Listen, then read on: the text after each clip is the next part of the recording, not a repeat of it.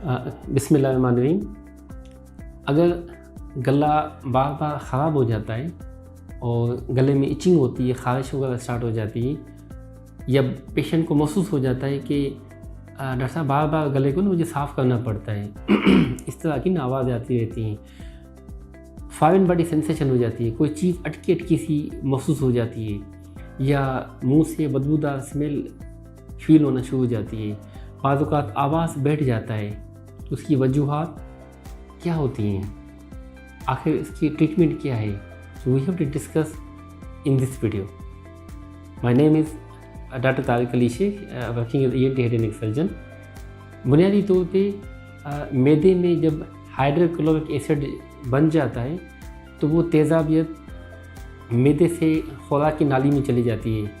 वहाँ पे एक स्फिंक्टर होता है, गैस्ट्रोइसोफेगल स्फिंक्टर, वो बुनियादी तौर पे लूज़ हो जाता है। लूज़ होने की वजह से वो तेज़ाबियत हाइड्रोक्लोरिक एसिड पूरा का पूरा खुराक की नाली में चला जाता है। जब वहाँ पे जमा हो और स्फिंक्टर लूज़ हो तो खाना और साथ में एसिड खुराक की नाली में पड़ा रहता है, जिस वजह से पेशेंट को महसूस होता है कोई चीज़ खुराक की नाली में अटकी अटकी सी है, मैदा फुल सा महसूस हो जाता है, भूख वगैरह नहीं लगती, जलन सी महसूस हो जाती है, मुंह से फाउल स्मेल स्टार्ट हो जाती है, साथ में से फील हो जाता है कोई चीज़ फंसी हुई है अंदर की तरफ। इसका गले पे इफ़ेक्ट क्या आता है?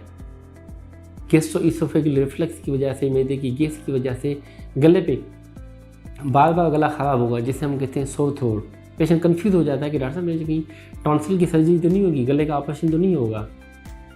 बार बार गले में इचिंग होती रहती है, बार बार गले को खराश महसूस होती रहती है, गले को बार बार क्लियर करना पड़ता है। ऐसे पेशेंट को फील होता है कोई चीज़ गले में है, अटकी सी है, कोई चीज़ फॉरेन बॉडी सेंसेशन फील होती है, जिसे हम ग्लोबस हिस्टेरिकस कहते हैं। वो चीज़ें फील हो जाती हैं, आवाज़ पेशेंट का बैठ जाता है। So we have to confirm, investigate and then we have to treat the patient accordingly.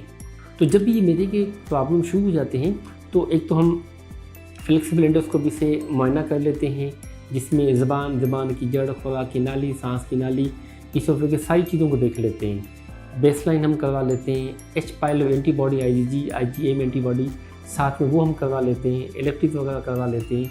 ये चीज़ें करके now this is the time to manage the patient. Patient को काउंसिल किया जाता है कि देखिए ये चीज़ें टॉन्सिल की वजह से नहीं है, सर्जरी की कोई ज़रूरत नहीं है। क्यों? कई पेशेंट होते हैं तो एंटीबायोटिक लेते रहते हैं, बेतहाश एंटीबायोटिक, मल्टीपल किस्म की एंटीबायोटिक लेते रहते हैं, जिससे मज़ीद मुंह, ज़बान, गला छिल जाता है, पक जाता है, अल्सर से बन जाते हैं, और मैदे की एसिडिटी मज़ीद बढ़ती रहती है, गैस मज़ीद बढ़ती रहती है, रिफ्लक्स मज़ीद बढ़ता रहता है, मज़ीद वहाँ पे दाने से बन जाते हैं, जिसे हम ग्रेनुलर फेरेंजाइटिस कहते हैं। तो ऐसे पेशेंट को एक तो रीएश्योर किया जाता है, साथ में काउंसिल किया जाता है। पेशेंट को अवॉइड किया जाता है कि आपने हुक्का नहीं लेना, सिगरेट नहीं लेना, आपने अल्कोहल इस्तेमाल नहीं करना। ओवर वेट पेशेंट होता है, उसको कहते हैं कि आप वेट रिडक्शन करें, लाइफ स्टाइल मॉडिफिकेशन करें, डाइटरी हैबिट्स को चेंज करें। आप नाश्ते से पहले 4 गिलास पानी के हों, डेली 10 से 15 गिलास पानी हों, 3.7 litre, this is recommended for adult mail. इसी तरह आप फल लें, फ्रूट्स लें, फ्रेश जूसेस लें, अवॉइड करें, गले के लिए आपके लिए नुकसान है। कोल्ड ठंडी चीज़ें इस्तेमाल ना हो, ऑयली तली चीज़ें इस्तेमाल ना हो, सोर खट्टी चीज़ इस्तेमाल ना हो, स्पाइसी चीज़ें, फास्ट फूड, जंक फूड, ये चीज़ें इस्तेमाल ना हो पेशेंट में। इसी तरह आपकी नींद पूरी नहीं चाहिए, क्योंकि एंजाइटी, स्ट्रेस, इसकी वजह से भी रिफ्लक्स होता है, अल्टीमेटली गला ख़राब हो जाता है। तो उनकी नींद आपकी 7-8 घंटे आपकी वो पूरी होनी चाहिए। वॉक हो, एक्सरसाइज हो, ब्रीथिंग एक्सरसाइज हो, योगा हो, इस तरह की चीज़ें हों आपके लिए। तो जब ये चीज़ें पेशेंट अवॉइड कर लेता है, स्पेशली पेशेंट्स सोने और खाने के दरमियान, हम कहते हैं कम से कम 3 घंटे का वक्फा हो। जब आप सोएं तो थोड़ा सा तकिया ऊंचा करके सोएं, जिससे आपकी रिफ्लक्स का प्रॉब्लम वहाँ पे ना हो। जब सारी चीज़ें मैनेज कर लेता है, गैस्ट्रोइसोफेगल रिफ्लक्स ठीक हो जाता है। साथ में हम पेशेंट को कहते हैं कि आप प्रोटॉन पंप इनहिबिटर मेडिकेशन दे देते हैं, कैप्सूल फॉर्म में हम दे देते हैं, सिरप फॉर्म में चीज़ें हम दे देते हैं, माउथ वाश दे देते हैं, एंटीहिस्टामिन वगैरह दे देते हैं, गार्गल्स वगैरह दे देते हैं, जिससे पेशेंट बिल्कुल आवाज़ उसकी बार बार इचिंग, बार बार खराश, बार बार सोर थ्रोट, गैस्ट्रोएसोफेजियल रिफ्लक्स, सारी चीज़ें सेटल हो जाती है, पेशेंट बिल्कुल नॉर्मल हो जाता है।